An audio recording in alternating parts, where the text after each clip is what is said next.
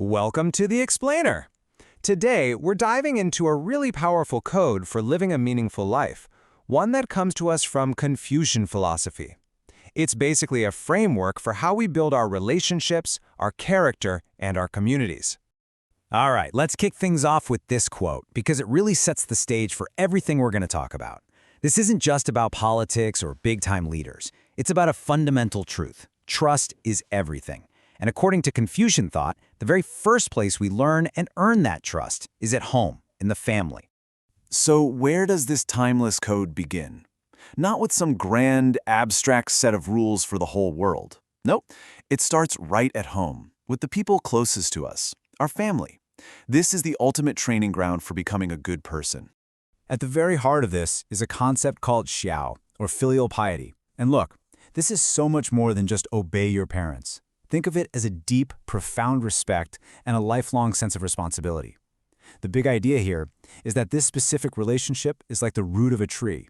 If you get this right, all the other virtues, empathy, loyalty, you name it, can grow from it.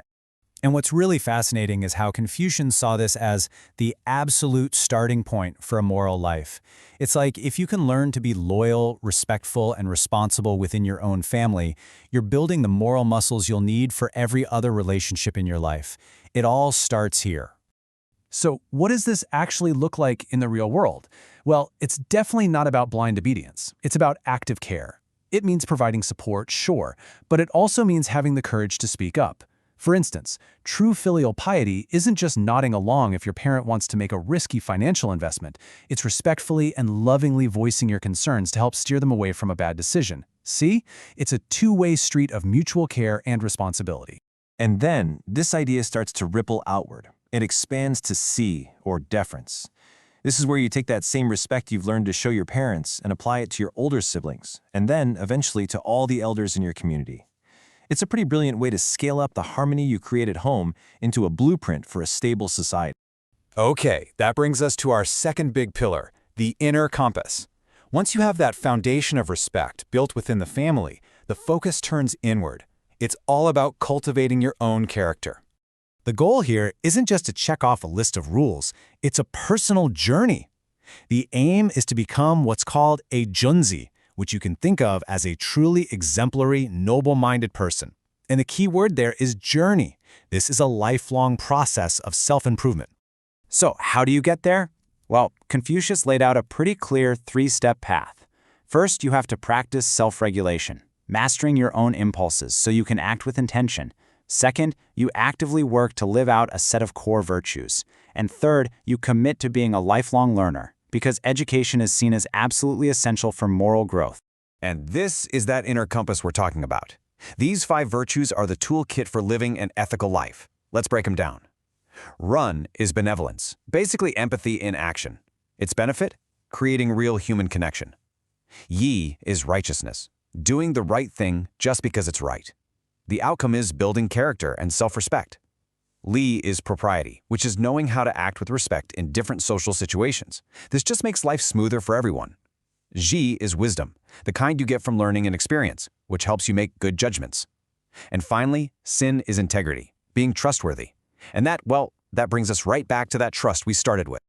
Okay, so you've built a strong foundation at home, you're working on that inner compass. What's next? How do you actually go out and engage with the wider world?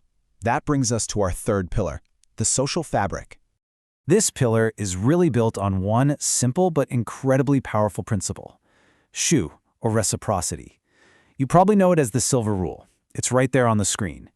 Do not impose on others what you do not want for yourself. This is how you take all that inner work and apply it to everyone you meet. It's the key to social harmony. This whole idea leads to one of the most famous analogies in Confucianism, the wind and the grass. The moral character of leaders is the wind, and the people are the grass. When the wind blows, the grass naturally bends in its direction. It's all about moral influence. Now, I know what you're thinking. The grass bends. That sounds an awful lot like a call for just doing what you're told, right? For blind obedience. But if that's all you take away from it, you're missing the most interesting part. Because the grass isn't supposed to be passive.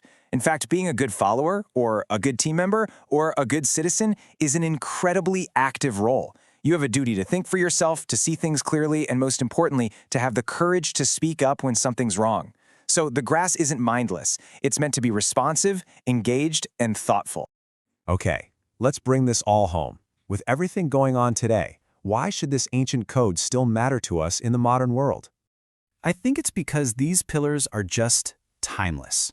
A strong family foundation, a cultivated inner compass, and a real commitment to our social fabric. This isn't just ancient philosophy. It's a practical guide for building better relationships and stronger communities, whether we're talking about our family at home or our team at work. So, I'll leave you with a final thought to chew on. In a world that so often feels polarized and disconnected, maybe, just maybe, this ancient wisdom about trust, virtue, and taking responsibility for each other is exactly what we need to find the connection we're all looking for.